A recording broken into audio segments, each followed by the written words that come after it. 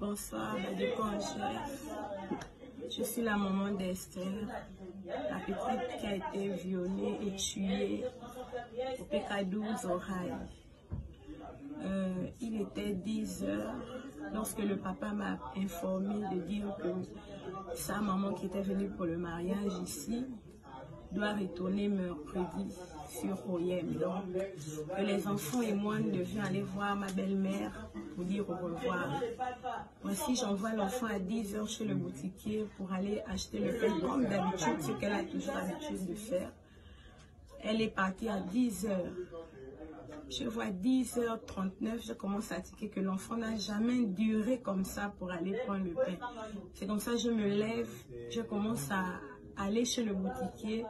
Je demande au boutiquier, il me dit Esther n'est pas arrivée. Je pars chez le deuxième boutiquier. Il me dit également Esther n'est pas arrivée. Bon, comme elle ne fréquente pas le troisième, je suis allée chez le troisième boutiquier quand même pour vérifier si l'enfant était là-bas. Esther n'est pas là-bas. J'ai commencé à chercher dans le quartier, à commencer à alerter les voisins que je suis en train de chercher Esther. J'ai envoyé Esther depuis 10 heures, Esther n'est pas arrivée. C'est comme ça, les mamans du quartier ont commencé à m'aider à chercher Esther parce qu'ils savent qu'Esther n'a pas pour habitude de faire qu'elle part et puis elle met du temps. Non, elle fait toujours aller-retour, elle est dure. On a commencé à chercher Esther, Après, j'ai appelé son papa que l'enfant a disparu ici. Ça fait déjà 2 heures de temps parce que j'ai appelé le papa à 13 heures. Et depuis 10 heures, je suis en train de chercher Esther. Je l'ai envoyée à 10 heures, elle a acheté le pain. À 10h39, je suis descendue parce qu'elle ne venait pas. Mais non, c'est comme ça. Après ça, j'ai appelé, son père est venu, il a commencé à chercher l'enfant dans tout le quartier jusqu'à il allait chez le chef du quartier, aller dire quelle est la procédure à faire, parce que si c'est une enfant de 10 ans qui a disparu, c'est qu'on doit déjà s'inquiéter, ça veut dire qu'il y a quelque chose qui ne va pas, qui est louche. C'est comme ça, le papa est parti, le chef du quartier a dit d'aller dans un commissariat le plus proche, le papa est parti à la brigade du 9. À la brigade du 9, on lui a demandé de photocopier la photo de l'enfant et afficher, faire un avis de recherche.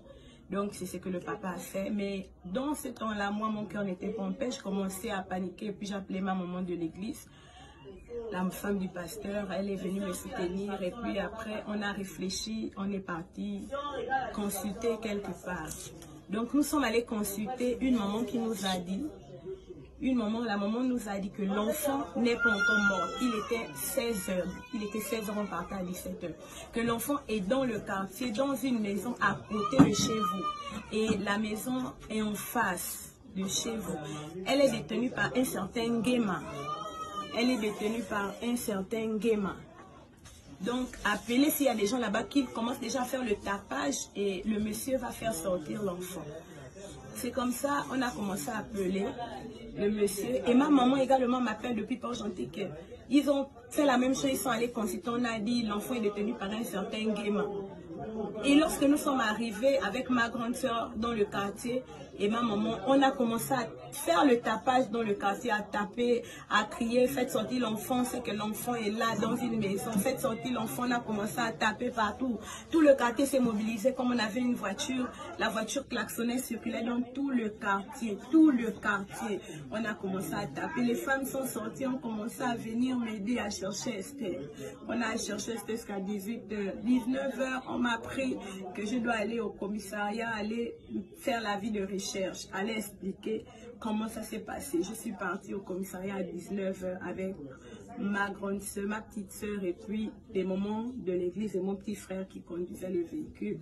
Nous sommes arrivés au commissariat et lorsque nous arrivons au commissariat, on nous demande d'expliquer les faits et la policière est en train d'écrire sur feuille les faits.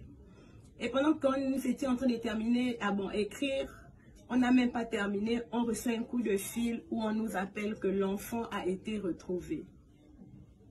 L'enfant a été retrouvé, il était 20h. C'est comme ça, je vais demander, l'enfant a été retrouvé, est-ce que l'enfant vit? Ils m'ont caché certainement, ils n'ont pas voulu m'annoncer ça comme ça. L'enfant a été retrouvé, elle était conduite par ma grande soeur à l'hôpital militaire. Lorsqu'on quitte de là-bas, pour arriver à l'hôpital militaire. Je trouve ma grande soeur trouvé l'enfant dans la boue. J'ai trouvé son sœur à le sang d'Esther sur elle. J'ai trouvé son sœur à le sang d'Esther sur elle. Elle est en train de pleurer. J'ai commencé à tiquer. J'ai commencé à dire que vous m'avez caché quelque chose. Ils ont continué, ils ont voulu cacher. C'est elle qui m'a dit non. Il fallait dire la vérité. Tôt tard, elle va finir par savoir. Je me dis qu'Esther a été abusée sexuellement. Elle a été abusée à la nuit, sur la bouche, au sexe. Esther a été abusée sexuellement, elle a gaspillé son seul appareil, tout. Et par là, Esther a rendu l'âme de 10 heures jusqu'à l'heure qu'on a trouvé Esther, 20 heures. Esther a été abusée sexuellement. Sans manger. Sans manger, dis-moi, sans manger.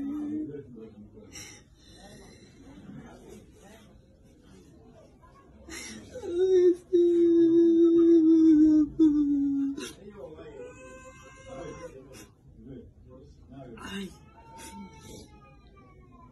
Et aujourd'hui, on nous annonce qu'il y a un certain jeune qui s'est rendu, mais alors que ce jeune en question était au milieu de nous faisant la justice populaire.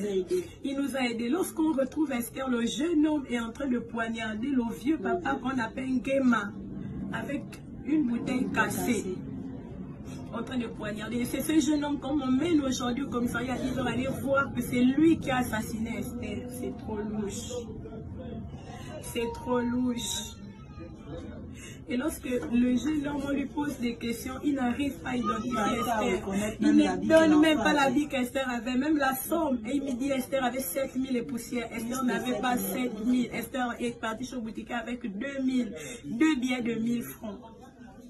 Elle est partie avec 2 billets de 1000 francs. Et on va nous dire que c'est lui l'assassin alors que lui il était avec nous. Mais pendant que lui il était avec nous, les mamans qui ont vu l'homme qui déposait Esther, c'était un autre homme. On avait M. Ngema avec nous et le présumé assassin qu'on nous présente aujourd'hui que c'est lui qui est l'assassin. Et l'autre qui fouillait, qu'on a attrapé, qui déposait le corps d'Esther. Ça fait 3 personnes déjà dans l'histoire. Jusqu'à aujourd'hui, on ne connaît pas la 3e personne qui a fouillé nu. Il était nu, on l'a trouvé nu. À côté du corps, sur le corps même, parce qu'il couvrait le corps d'Esther. Il couvrait le corps d'Esther, il a fouillé. On poursuit comme ça. Pendant qu'on poursuit le jeune qui est attrapé aujourd'hui, qui est en cellule à la brigade du 9, c'est lui. Lui, il était avec nous pendant qu'on poursuit l'autre. Mais lui, il était avec nous. Mais c'est lui qui dit que c'est lui qui a déposé le corps d'Esther. On ne comprend pas l'histoire. Pardon, grand Badekon chef. Aidez-nous à faire justice pour mon enfant. Il ne connaît même pas la tenue que l'enfant avait. Il ne sait même pas la couleur de la peau de l'enfant. Il ne connaît pas. Il ne connaît même pas si l'enfant avait les tresses, quel genre de tresses l'enfant avait sur la tête. Il ne connaît pas. Et quand on est parti aujourd'hui chez lui, on a essayé de faire l'enquête par rapport à ce qu'il dit. Ça ne tient même pas.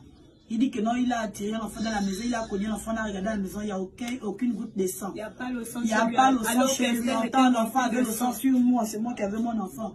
Elle avait le sang sur elle. Mais il n'y avait pas le sang dans la maison de ce jeune homme-là. Et même quand il nous explique que non, il a fait tomber l'enfant par la fenêtre. On n'a même pas vu même que l'enfant pouvait être sur la fenêtre parce qu'il dit qu'elle vivait. La longueur de l'enfant, son poids quand même. Ce qu'il dit là, ça me tient.